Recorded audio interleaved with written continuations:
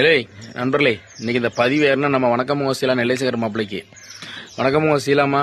அவன் வீடியோலாம் பார்க்குறேன். நீ ரொம்ப சோகமாக இருக்க, ரொம்ப கவலையாகவும் இருக்கிற, ஏன் இவ்வளோ டல்லாகவும் இருக்கிற. நீ இப்போ ரெண்டாவது ப்ரெக்னெண்ட்டாக இருக்கலாமா? ப்ரெக்னெண்ட்டாக இருக்கிற பிள்ளை சந்தோஷமாக இருக்கணும்.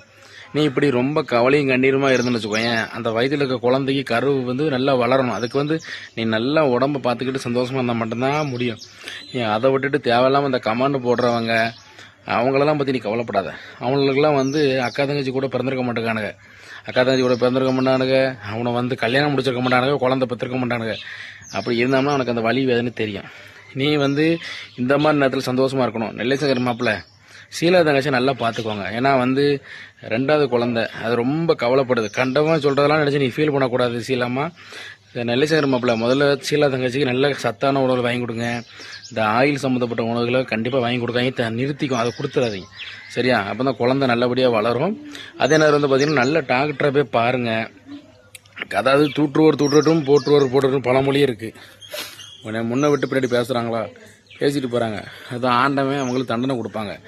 ஏன்னா முதல் குழந்தை நைனிக்கா பாப்பா குட்டி வணக்கமுக பிறக்கும்போது நீ எவ்வளோ வேதனைப்பட்ட கஷ்டப்பட்டுன்னு தெரியும். இப்போ ரெண்டாவது நீ ஒரு சந்தோஷமான செய்தி மாசமாக இருக்கும்போது அதுவும் உனக்கு சந்தோஷமான விஷயம்தான். ஆனால் நீ அதே நேரம் அது ஆண் குழந்தை பிறக்குமா பெண் குழந்தை பிறக்குமாங்கிற டவுட்டில் இருக்கிற.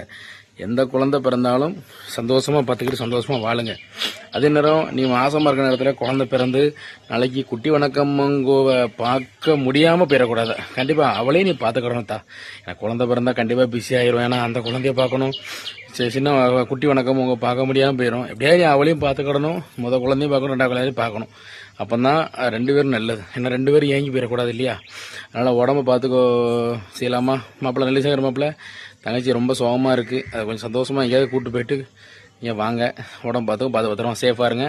ரைட் நம்பரில் உங்களுக்கு வீடியோ பிடிச்சா லைக் பண்ணி கமெண்ட் பண்ணி ஷேர் பண்ணி மறக்காமல் நம்ம பேப்பர் 648 சேனலில் சப்ஸ்கிரைப் பண்ணி போய் அமைக்கிறீங்க. நன்றி, வணக்கம்.